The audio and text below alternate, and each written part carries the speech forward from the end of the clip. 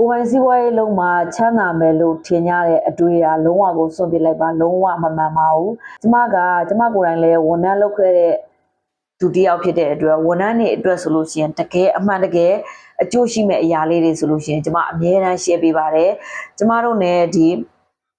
ဝန်ထမ်းတူလုပ်ခဲ့တဲ့တကယ်ချင်းတယောက်ရှိတယ်ကျမတို့မှာလက်ရှိအဲကွန်ဆိုင်နှစ်ဆိုင်ပိုင်းနဲ့ကားသုံးစီးဒီလိုမျိုးတွေပိုင်ဆိုင်မှုအနေအထားတစ်ခုကိုရောက်လာခဲ့တယ်ကျမတကယ်ချင်းကအခုလက်ရှိထိလဲဝန်ထမ်းပဲဒါပေမဲ့ကျမတို့ business စလုပ်တဲ့အချိန်မှာ तू ကဘာစလုပ်လဲဆိုတော့ဒီကိုယ့်ရဲ့ပိုင်ရှင်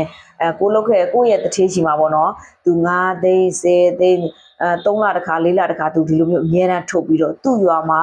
तू ကဘဲမွေးတယ်စပားထိုးပေးတယ်အတူပေးတယ်ဒီလဲဝဲတယ်ဒီလိုမျိုးတွေအများအားလုပ်တယ်သိကြတယ်ဒီနေ့ဒီချိန်ဒီကျမတို့ရဲ့လက်ရှိပိုင်ဆိုင်ထားတဲ့အရာတွေနဲ့သူ့ရဲ့ပိုင်ဆိုင်ထားတဲ့အရာတူတူပဲကျမတို့မှာဒီ pressure တွေဘာတွေတချို့အားသာချက်အားနည်းချက်တွေရှိတယ်သူ့မှာလည်းအားသာချက်အားနည်းချက်တွေရှိတယ်ဒါပေမဲ့ तू ကအခုလက်ရှိထိဝန်ထမ်းပဲရှိတယ်စီးပွားရေးလုပ်နိုင်မှာချမ်းသာမယ်ဆိုတဲ့အရာလုံးဝမဟုတ်ဘူးလူတိုင်းကကိုယ်ပိုင်စီးပွားရေးဘက်ကိုအားမတာဘူးကိုယ်ပိုင်စီးပွားရေးဆိုတဲ့နေရာမှာချမ်းသာမှုတစ်ခုတည်းမဟုတ်ဘူးဆုံးရှုံးမှုလည်းရှိတယ်ပြိုလဲမှုလည်းရှိတယ်အခက်အခဲတွေအများကြီးရှိတယ်ဒါတွေကဝန်ထမ်းဆိုတဲ့နေရာမှာ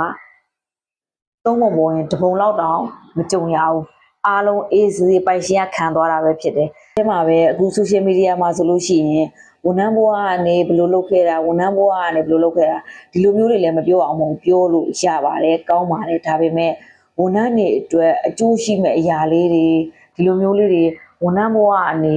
ကိုချမ်းသာလို့ရနိုင်လားဝန်ထမ်းဘဝကနေငွေကြေးလွတ်လပ်မှုကိုမိသားစုထောက်ပံ့မှုဒီလိုမျိုးတွေကိုလည်းကိုများများ share ပေးနိုင်မယ်ဆိုလို့ရှိရင်ပိုအကျိုးရှိမယ်လို့ယုံကြည်ပါတယ်ဗီဒီယိုလေးကအကျိုးရှိမယ်လို့မျှော်လင့်ပါတယ်နောက်ထပ်ဗီဒီယိုတွေမှာပြန်ဆုံပါမယ်